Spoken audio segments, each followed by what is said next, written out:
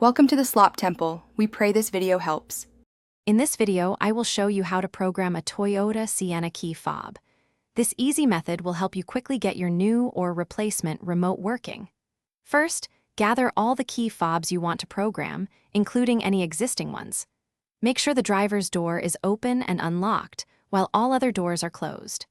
Have your ignition key ready, as precise timing is important for success. Now, let's get your Sienna into programming mode. With the key out, insert it into the ignition and remove it twice within 5 seconds. Next, close and open the driver's door 2 times. Then, insert the key into the ignition and remove it 1 time. Finally, close and open the driver's door 2 more times. These steps prepare your vehicle for the next stage. To activate programming mode, insert the key into the ignition and leave it in. Close the driver's door.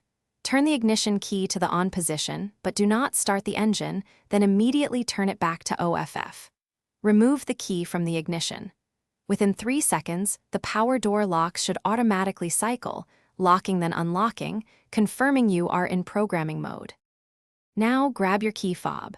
Press the lock and unlock buttons together for about 1.5 seconds, then release. Immediately press and hold the lock button by itself for 2 seconds.